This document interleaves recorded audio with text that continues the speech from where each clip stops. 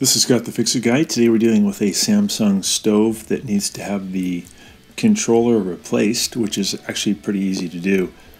And if your buttons are not working, if some of them work, some of them don't, then it's usually the keypad that needs to be replaced and not the controller.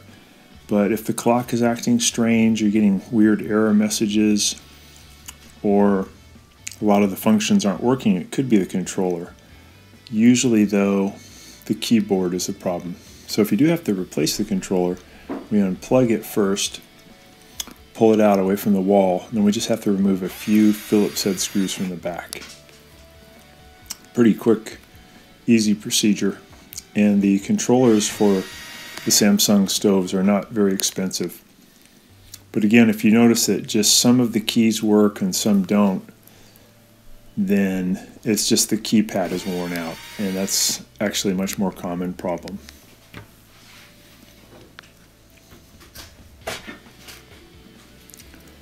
So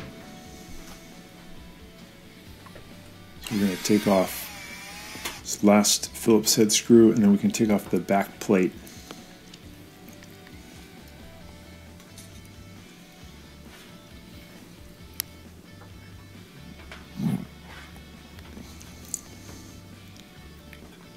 There's a similar procedure too for removing and replacing the keypad.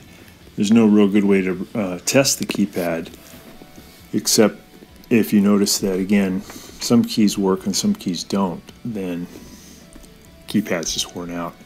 So we're going to just pull these modular connectors off of the bake and broil relays.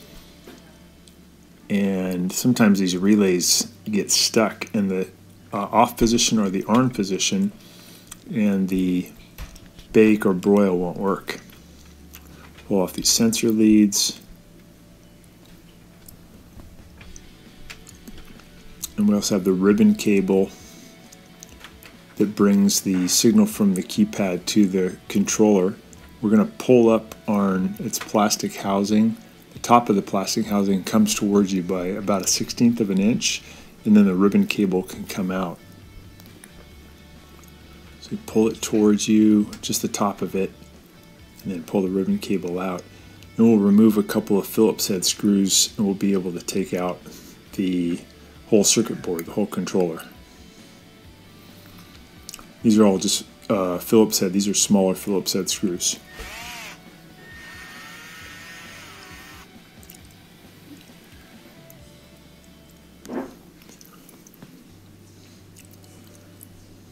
What I like about these Samsung stoves is that when you need to get to components, it's pretty fast and easy. Some other makes, you have to remove, 15, 16 screws to get to these components. On this one, we only had to remove a few. We release these plastic tabs at the top by just pushing in with the thumb, pull out the old board.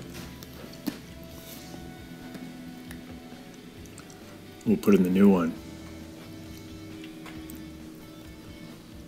If you don't have heat to the bake or to the broil, first thing I would always check is the igniter, which is much more common that it fails. But if the igniter's good, still don't have heat, then it could be the relay, the thing my fingers are just touching, these black boxes that have failed. They don't click on it anymore, and then you need a new controller.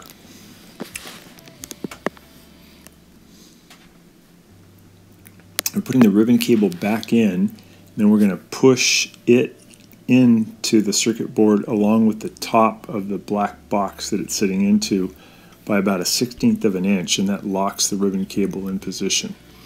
Pushing the cable in, and then we're going to push that little top of the box in too. It'll click in. And we'll put the sensor cables back in.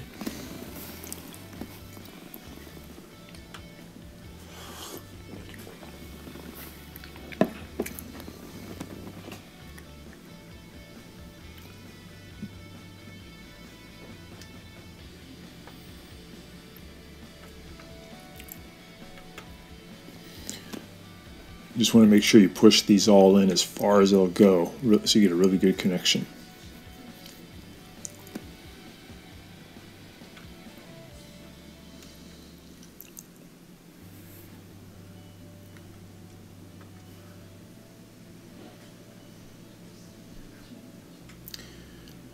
Put the Phillips head screws that hold the circuit board back into position in the two corners. Lower corner on the left side and upper corner on the right side. Put the protective panel back on.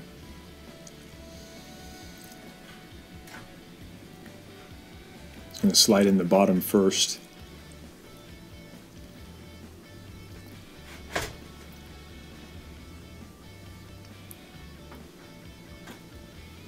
Then we'll add the Phillips head screws that hold the panel back in.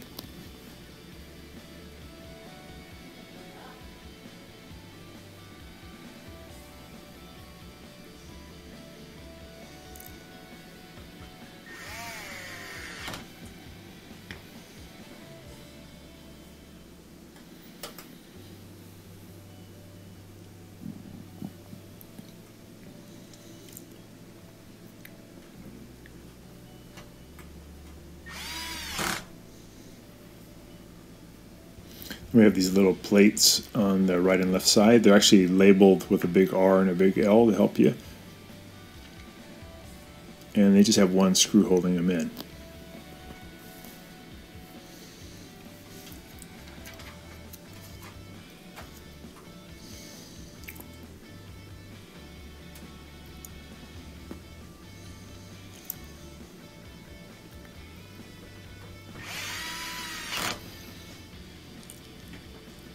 Get those in and we'll plug it back in. And that's it. We'll just set the clock and you've got your oven back. So I hope that's been helpful to you. This is a couple of pictures of how the wiring looks when it's all installed. Good to take pictures. These wires you really can't get wrong, but it never hurts to take a picture before you remove the wiring.